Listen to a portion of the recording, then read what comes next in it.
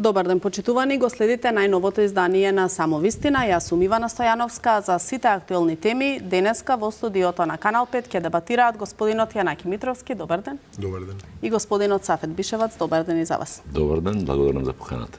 Господа, има доста актуелни теми со кои што ќе поразговараме денеска и кои што се во интерес на јавноста, меѓутоа ајде да започнеме со она што се случува во соседството, односно во кај нашиот источен сосед во Бугарија. Формирана е веќе тамошната нова бугарска влада, предводена од поранишниот председател Румен Радев.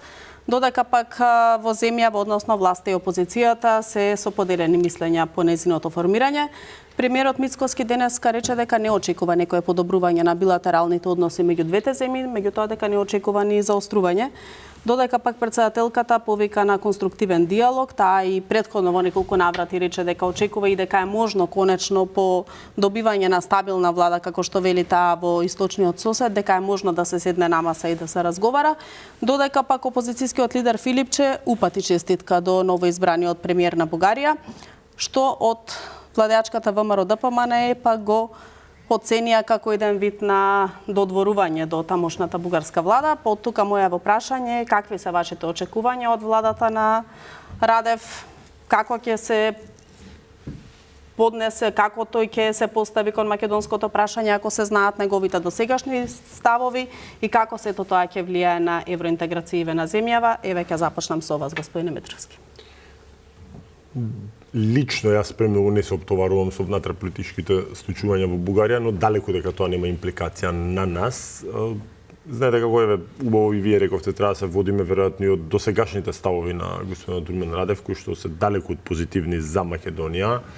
Во Бугарија, за жал, можеме да констатираме дека на ниво на национален спорт е негирање на Македонија и на македонскиот идентитет. Тоа имаат некој своевиден консензус, формален или неформален. Значи не зборуваме само за оној спектар на крајно десно, значи со партијава преродба и повеќе ситни имаат од тој калибар партии. Значи не зборуваме само за тој дел, каде што тие нели да наративот го знаете дека ние сме одродени бугари и така натаму, туку во едно пошироко политичко милје тоа се доживува како еден вид задоволство да Македонија биде негирана. Така да дали ќе се заострат или подобрат односите, веројатно ќе останат на статус кво и веројатно многу тешко ќе може да се прескокне онаа пречка која што Бугарија ја поставува како услов, а која што мисламе дека се повеќе луѓе во Македонија се свесни дека флоскулата бугари во устав не е последен услов, а мислам дека и веќе се помалку тоа се крие од страна на официјалната бугарска политика. Оно што мене ме разочарува се домицилните политичари, да ние не успеавме на начин на тоа што го направи Грција во спорот со нас, колку год да е тој наметнат и измислен, на начин истото што го прави Бугарија со нас, да нашите политичари не најдоа за сходно да еднаш говориме или поголемите политички фактори, да седнат и да направат стратегија, план и што е она што е за нас црвена линија, што е она што па на крајот на денот и тоа да се стави на референдум. Што е она што може да се прифати како отстапка, што е она што не може да се прифати како отстапка, поучени и водени од фактот да Бугарија веќе еднаш си го погази зборот, односно требаше да биде последната пречка отстранета со договорот за добрососедство, па после испадна дека тоа и не било баш така. Добро, господине Бишевац, е истото прашање и од вас. Што може да се очекува од новата бугарска влада? До сегашните ставови на Радев се познати. Очекувате ли дека ќе остане на истите ставови како и досега? И еве имаше една неформална покана, така ќе ја наречам, упатена денеска од премиерот Мицкоски да дојде во посета на Македонија. Сметате ли дека ќе прифати тој такво нешто и каква порака ќе се упати, доколку една од првите посети или првите чекори кои што ги преземе тој во новата бугарска влада ќе биде меѓу другото и посета на нашата земја. Очекувате ли такво нешто? Од Радев и новата бугарска влада јас лично не очекувам ништо ново, веќе си останат на своите позиции и мислам дека ќе играат на фактор време. Тоа е едната работа. Ќе притискаат со ставот дека тоа е веќе став на Европска унија и дека тие веќе си ја завршиле својата работа и немаат за што да разговарат. Тоа е официјалната политика на Радев и на целото бугарско општество. Тоа значи дека нема ни да прифатат некаква средба со... Не, тоа не значи дека нема да прифатат средба.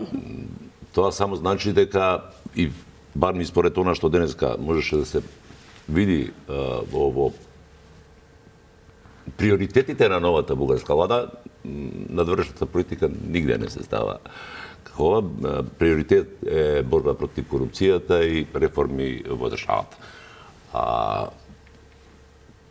Затоа велам, тоа е еден од доказите дека нашето македонското прашање за Бугарија и бугарската политичка елита, па ако сакате и поголемиот дел од бугарското општество, е веќе завршена работа поставена на маса и од која тие има дури и општествен и политички консензус дека тоа не може да се менува, тоа се нивните црвени линии.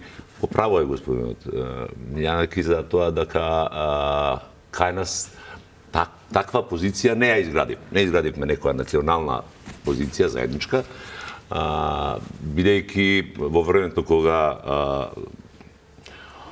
владата на Социјалдемократскиот сојуз предводена од Ковачевски, мислам дека беше тогаш беше подпишан и вториот протокол.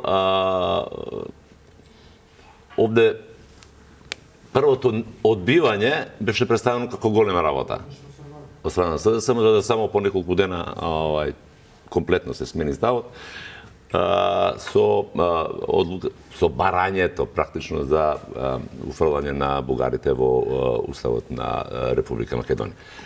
Значи, колку да се спротивставени позициите, до разговор ќе дојде. Можеби нема да дојде веднаш и секако нема да биде приоритет на Бугарија тоа да се случи веднаш, но мислам дека и македонската позиција во овој случај, ја слушавме пред се од Мицковски во повеќе настапи, но последно од шефот на дипломатијата. Цунски, кој кажа дека во Македонија во овој момент не постои расположение за прифаќање на барањата содржани во тоа. Можеби, ако размислување на некаква стратегија, можеби не би било лошо да размислуваме за допуштање на договорот за добрососедство и соработка со Бугарија, бидејќи де факто тој договор Бугарија го прекрши со ветото за Македонија. Да. И ако веќе тој договор е прекршен, кој треба да иницира напуштање на тој договор? Ние, јас мислам дека ние треба да го сториме тоа. Нашите пратеници во собранието? Не, пратеници, нашата дипломатија, нашата влада, потоа собранието, мислам дека треба да почнат да размислуваат во тој начин, не затоа што ќе покажеме сила, туку ќе отвориме проблем кој бара решение. Повторно ќе го отвориме тој проблем кој бара ново и поинакво решение. Можеби ќе треба време, се согласувам, пред тоа треба да се исцрпат сите дипломатски и политички можности, но ова треба да биде некаков последен чекор кој Македонија треба да го направи за да ова прашање повторно се отвори. Добро, од друга страна и СДСМ велат, еви во честитката која што лидерот на опозицијската СДСМ Филипче ја упати до господинот Радев, дека се надева на подобрување на односите и дека треба нели да се пристапи кон она да се исполни она што е преземено и ветено во договорите меѓу двете земји. Како го толкувате вие сето тоа и со оглед на аргументите? Добар ли чекор е тоа во овој случај од опозицијата или сметате дека треба да се приклучи кон оние како што велите вие национални интереси и да се најде можеби има ли воопшто време да се најде некаква таков заеднички став помеѓу власта и опозицијата во земја? Ние имаме декларација во собранието со така наречените црвени линии. Тоа е некакво заеднички став. Но политиките и изјавите на не соодветствуваат со таквата и опозицијата се разликуваат, веројатно тоа од некакви политички или тактички, не знам какви настојувања на опозицијата да се покаже како некаков фактор, иако објективно приказната на СДСМ и спорот со Бугарија заврши со моментот на потпишувањето на вториот протокол и неуспехот на Зоран Заев да го повтори начинот со кој го смени уставот за да биде потпишан договорот со Грција.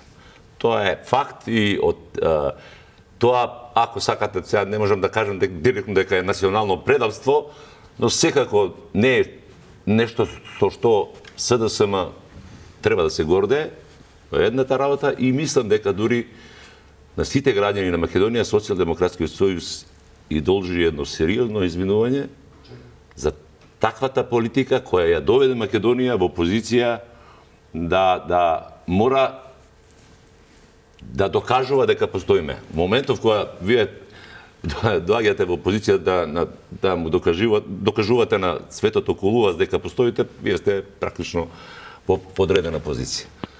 Нема за што да се разговара со Бугарија дали постојат македонци, дали македонскиот јазик е македонски јазик, дали македонската култура е македонска култура, дали македонската... Добро, може би околу некои гаранции дека тоа ќе биде последно барање, односно уставните измени и дека нема да има на сите понатаму јасно е Ивана на сите други дека препреки на патот па кон него. Бугарија веќе покажа во два наврати, во меѓувреме со блокада на одредени работи во европските институции, дека таа нема да застане со внесувањето на бугарите во уставот. Апсолутно е јасно. Кој сака да види, кој не сака да види, тоа е веќе завршена работа. Така. Но е јасно дека Бугарија нема да ја смени својата политика и дека настапувајќи како членка на Европската унија се обидува да настапува од позиција на сила и од позиција на поддршка на останатите земји членки на унијата.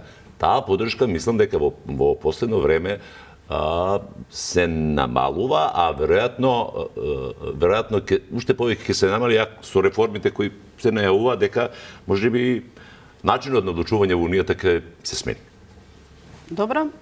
Господине Митровски, околу поканата еве до официјалната бугарска влада за некаква средба, сметате дека нашата македонска влада треба официјална покана да упати до тамошниот новоизбран премиер? Сметате дека е можна таква средба? Ќе се постигне ли било какво нешто доколку се седне на заедничка маса?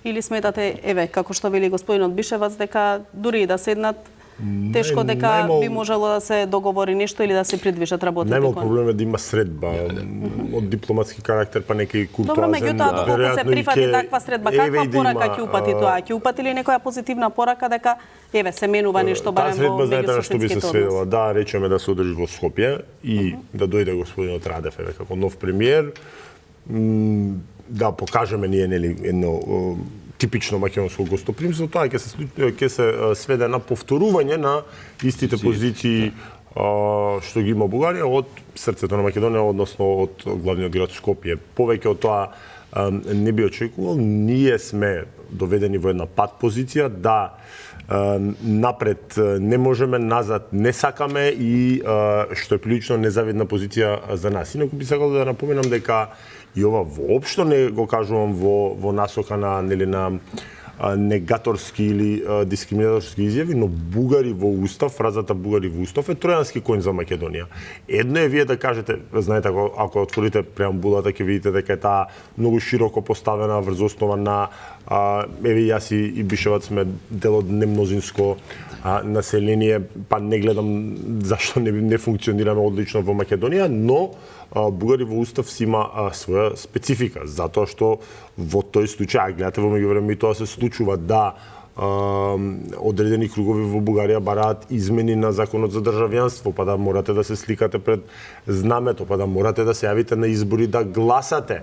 Тоа ќе доведе до еден корпус. Сите знаеме дека од економски причини има огромен број на бугарски пасоши и реално на тие сограѓани јас не можам да им замирувам, кој што маката ги натерала да мораат да си го бараат чарето по Европа или по светот, но тоа во тој случај со официјално ставање на бугари во устав ќе доведе до целен корпус на права кој ги гарантира нашиот устав, а кој мене од досегашното однесување на Бугарија за целост ми дава право да се сомневам дека ќе биде злоупотребувано во правец да ние ќе треба да гледаме на националниот сервис пропаганда која што нас директно ни пречи, не негира, друго е вие да кажете јас сакам да зачувам својата бугарска култура, бугарски јазик, тоа е сосема и во ред и прифатливо, а сосема е друго да со наши пари си пукаме во колено, па ќе и да слушаме бугарска пропаганда која е негаторска према Македонија. Една е пропаганда која што ги афирмира бугарските позиции, тоа е сосема различно.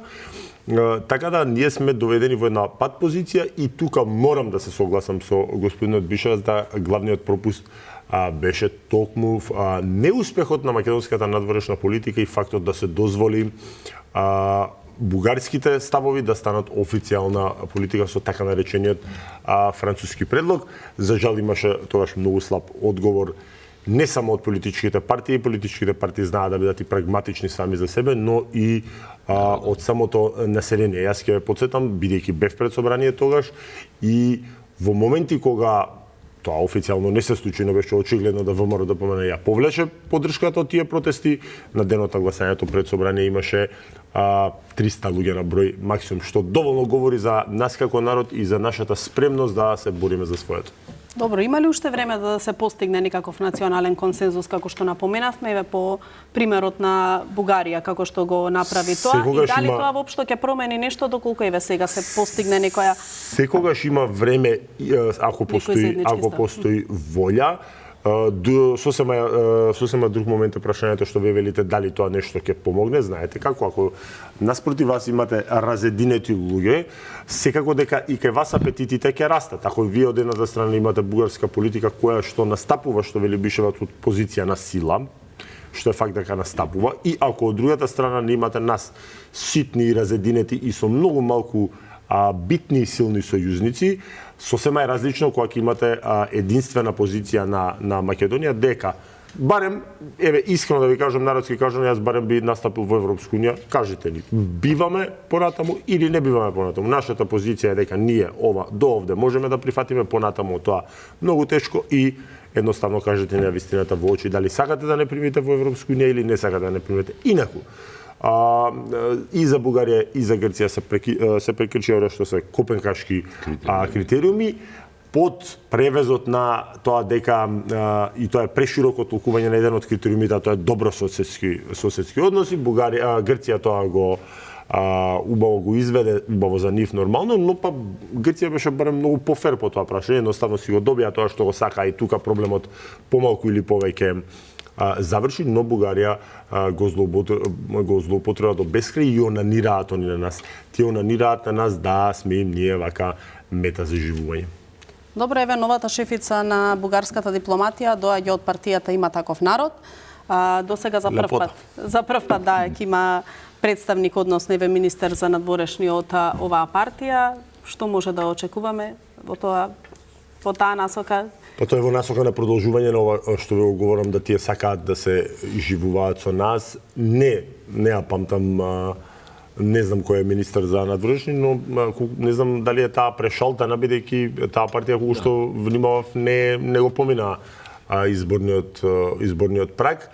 Меѓутоа самиот профил на лидерот на таа партија, кој што знаеме какви ставови има, не ветува дека нешто добро може да се случи, но пак ќе ви речем, тоа е на ниво на национален спорт во Бугарија. Не е ни толку важно од која партија доаѓа. Некој сериозен бугарски политичар сега да излезе во така и набилдана атмосфера, така и меѓу самиот народ, да излезе еден бугарски сериозен политичар да рече дека луѓе, па ние сме 21 веке, значи не треба да живееме во историјата, ние сметаме дека Македонија е посебна и независна држава и ентитет, и дека треба да си го продолжат патот на Европска унија. Политичката кариера на тој човек или таа госпоѓа во тој момент веројатно би завршила. Значи до толку е наелектризирана, до толку се тие наелектризирани на нас и имаат.